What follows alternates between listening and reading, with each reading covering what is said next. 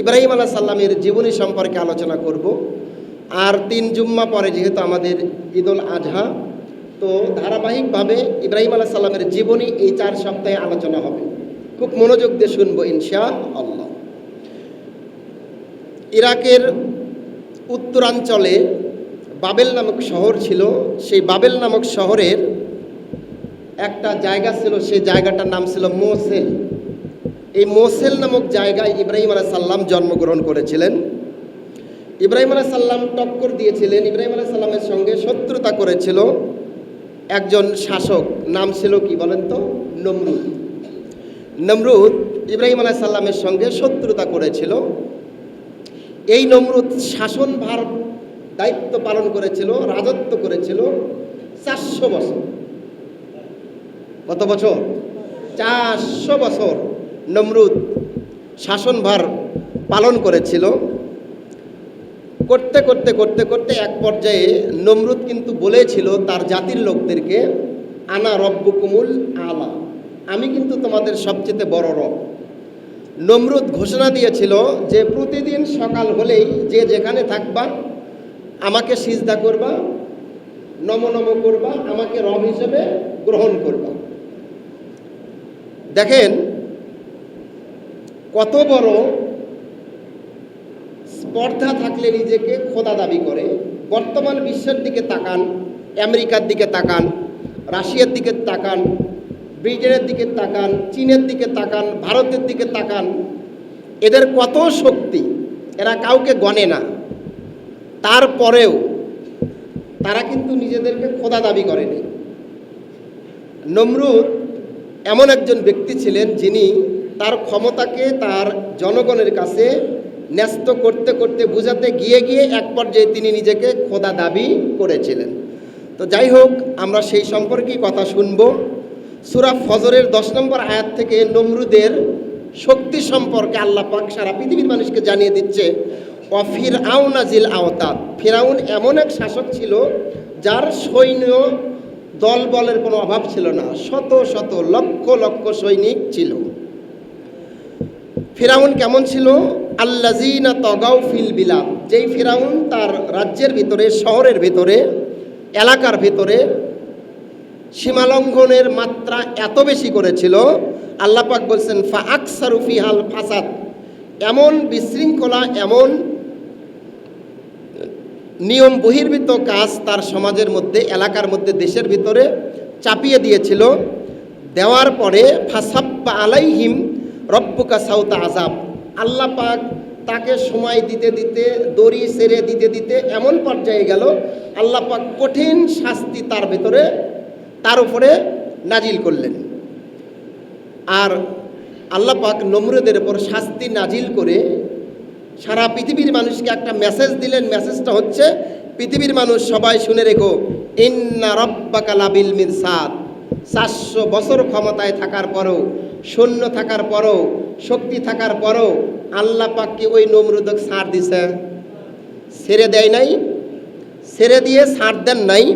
এই কথাটা সারা পৃথিবীর মানুষকে বললেন, পৃথিবীর মানুষ শোনো, ইন্না রাব্বাকা লাবিল মিরসাদ, তোমাদের রব, তোমাদের প্রভু কিন্তু তোমাদের সম্পর্কে অজ্ঞ নয়।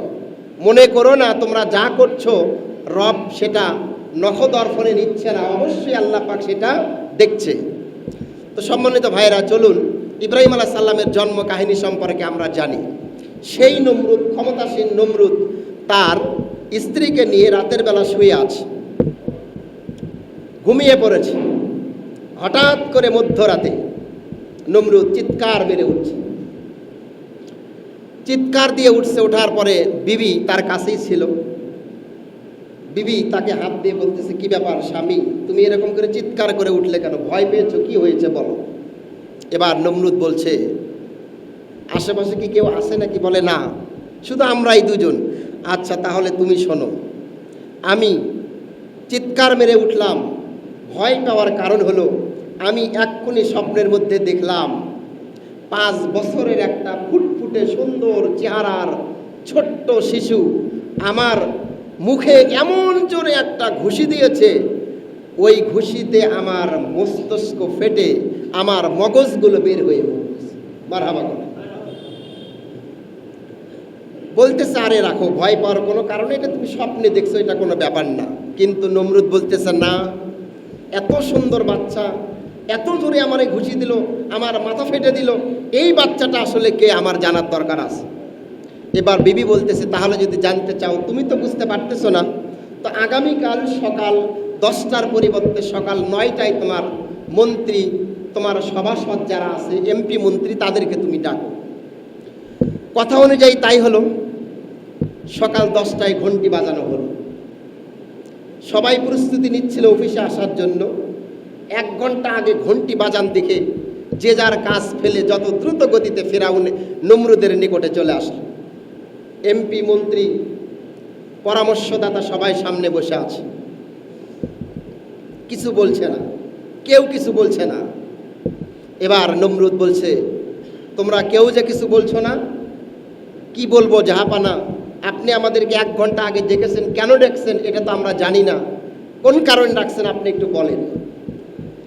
এবার নমরুদ মাথাটা নিচু করে দিয়ে আস্তে করে সভাসদ মন্ত্রীদেরকে বলতেছে, মন্ত্রী মহোদয়রা, আজকে রাতের খবর এই কোরআনের মধ্যে আসছে, ইয়া আইয়ুহাল মালাউ ইন্নী রাআইতু কাযা ওয়া কাযা, হে আমার মন্ত্রী বর্গ, আমার মন্ত্রী পরিষদ, আজকে রাতের বেলা আমি স্বপ্নের মধ্যে এই দেখলাম।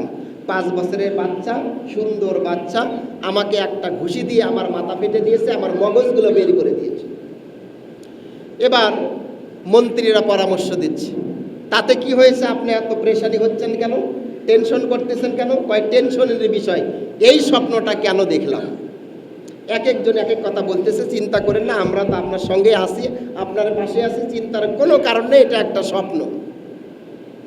তো এবার নমরুদ একজনকে বলছে, এই তুমি একটু দাঁড়াও। যেই ব্যক্তিটা ডাকছে ওই ব্যক্তির সম্পর্কে বলা হয়েছে ইনদাহু ইলমুল কিতাব, এমন এক ব্যক্তিকে ইশারা করেছে যেই ব্যক্তিটার নিকটে আল্লাহর কিতাবের জ্ঞান আছে। এই তোমার কি খবর, তুমি বলো, আমি যে স্বপ্নটা দেখলাম স্বপ্নের কোনো ব্যাখ্যা আছে কিনা, তুমি একটু বলো। তখন ওই লোকটা আস্তে আস্তে করে নমরুদের সামনে চলে আসছে। আসার পরে নমরুদের কাছে এসে বলতেছে, স্বপ্ন যেটা দেখেছো বিপদ আছে, জাহাপানা আপনার বিপদ আছে। এই কথা বলার পরে অন্য অন্য মন্ত্রীরা বলতেছে, জাহাপানা আপনি কোন বেয়াদবের কথা শুনেন, দেখেন এ তো প্রথম থেকেই বেয়াদব, কারণ আপনার সঙ্গে শুরু থেকেই এই বেয়াদবি করেছে।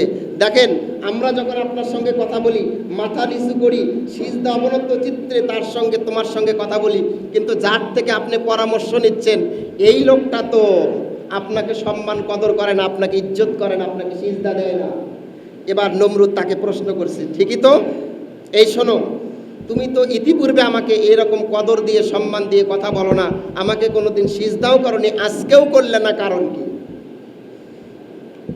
কিতাবধারী ব্যক্তি এবার নমরুদকে লক্ষ্য করে বলছে, আপনি যতদিন থেকে শাসন কাল কমপ্লিট করছেন, আমাদের শাসন করছেন, কোনোদিন আমাকে আপনার সামনে সিজদা করতে দেখেন নাই, আজকেও আমি আপনাকে সিজদা করি নাই। জাহাপানা মনে রেখেন, আমি যতদিন থাকবো আপনার দরবারে ততদিন আমি আপনাকে সিজদা করব না, কারণ আমি আপনাকে রব মানি না, আপনাকে আমাকে যিনি সৃষ্টি করেছেন তিনি হলেন একমাত্র আমার রব। সুবহানাল্লাহ। এটা কিন্তু কম সাহসের ব্যাপার না। 400 বছর রাজত্ব করেছে, লোক লস্কর বাহিনী সব আছে, যিনি ইচ্ছা করলে মুহূর্তের মধ্যে কল্লাটা আলাদা করতে পারে, সেই ব্যক্তির সামনে এই কথাটা বলা কিন্তু চারটিখানি ইমানের ব্যাপার। ঠিক আছে তুমি বসো।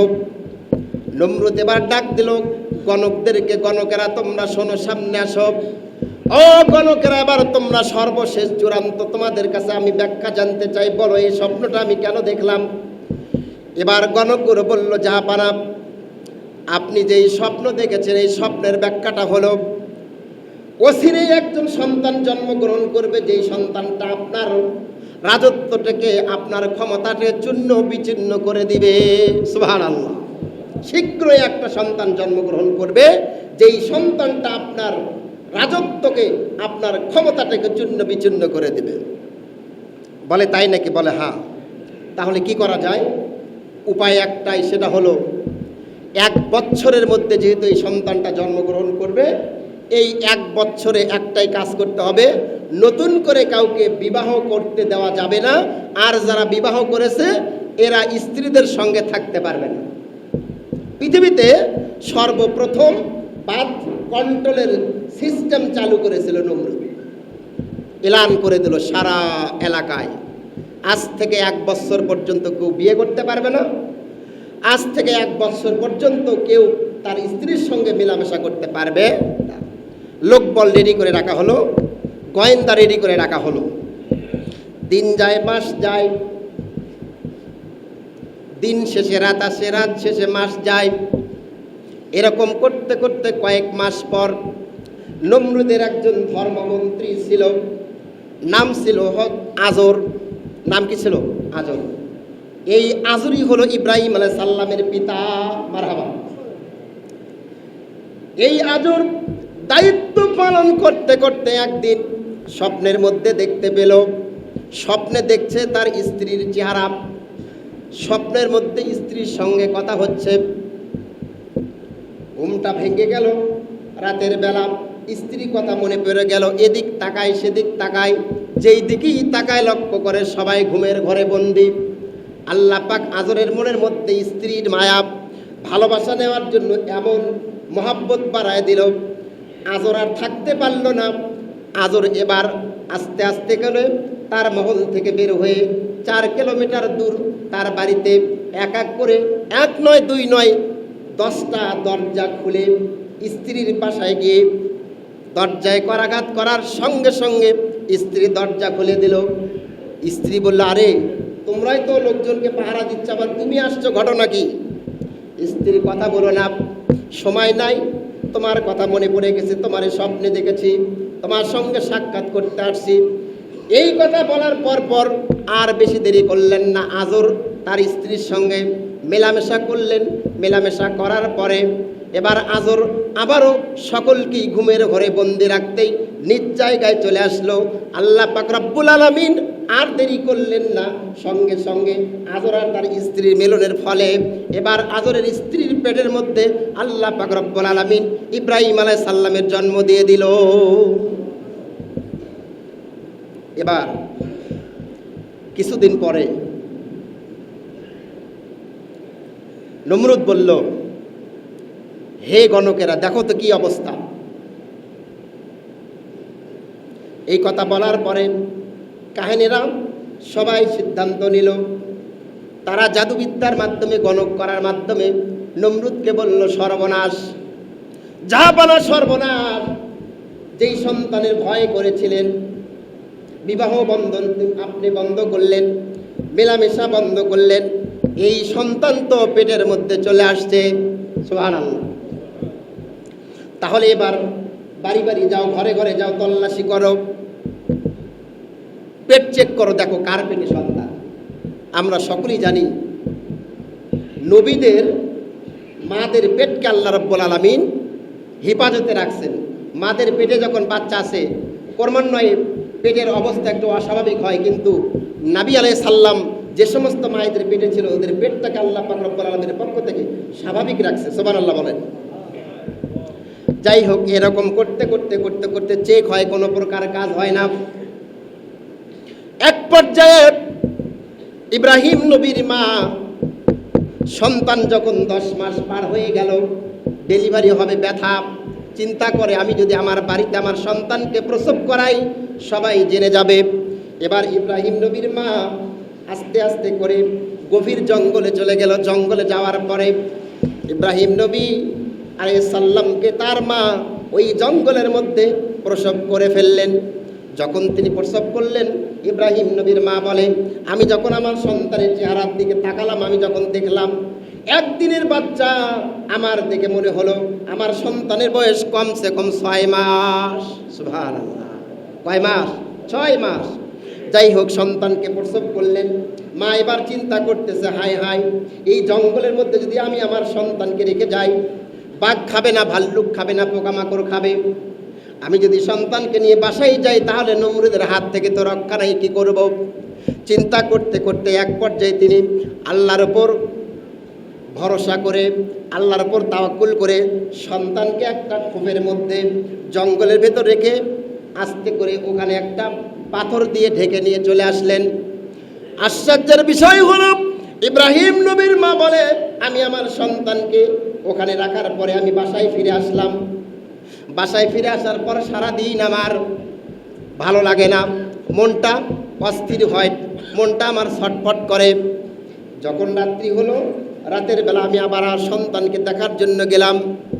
আমার ভাইয়ের আশ্চর্যের বিষয়, এবার ইব্রাহিম আলাইহিস সালামের মা বলে, আমি যখন আমার সন্তানের কাছে গিয়ে দেখলাম, আমার সন্তানকে আমি বারবার আমার বুকের দুধ পান করার জন্য চেষ্টা করলাম, কিন্তু আমার সন্তান আমার বুকের দুধ আর গ্রহণ করে না। আমি দেখলাম আমার সন্তান তার হাতের আঙ্গুল দিয়ে 5টা আঙ্গুল চুষতেছে। আমি বারবার চেষ্টা করি আমার সন্তানকে আমার বুকের দুধ দেওয়ার জন্য, কিন্তু আমার সন্তান বুকের দুধ পান করে না। আমার সন্তান শুধু তার হাতের আঙ্গুলগুলোই চাষে। সুবহানাল্লাহ। তাফসীর লিখেছেন, আল্লাহ পাক রব্বুল আলামিন ইব্রাহিম আলাইহিস সালামের 5টা আঙ্গুলের সঙ্গে জান্নাতের নহরগুলো রেডি করে দিয়েছিলেন।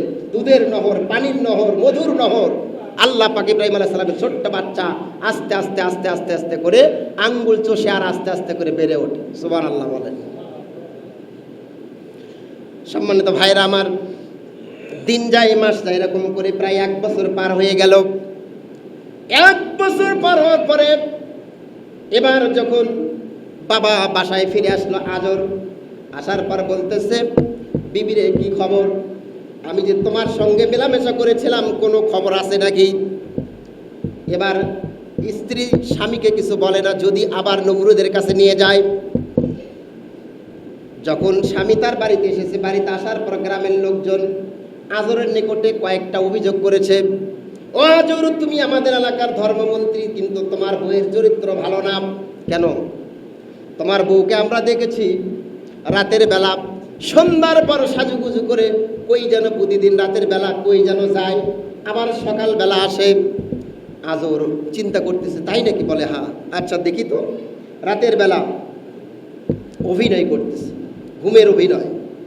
সত্যি সত্যি ইব্রাহিম আলাইহিস সালামের মা আজরের স্ত্রী রাত যত গভীর হয়, হওয়ার পরে কাপড় পরে, কাপড় পরে চুপি সারে সন্তানের জন্য চলে যায়। আজর এবার আস্তে আস্তে স্ত্রীর পিছন পিছন চলে যায়। পিছন পিছন যাওয়ার পরে দেখলেন সত্যিকার অর্থে ইব্রাহিম আলাইহিস সালামের মা একটা গর্তের ভেতরে ঢুকে গেল, যেখানে সন্তান রেখে আসে। আজর মনে করেছে, এই পেয়েছে, সত্যি গো, আমার এলাকার লোকজন আমার স্ত্রীর বিরুদ্ধে যা বলেছে মনে হয় ঘটনা ঠিকই। দেখি তো কি অবস্থা। ঝাঁপ করে আজরও ওই গর্তের ভেতরে ঢোকার সঙ্গে সঙ্গে দেখলেন ছোট্ট ফুটফুটে একটা সুন্দর বাচ্চা, দেখতে মনে হচ্ছে প্রায় 2 বছর বয়স। কত? 1 বছর।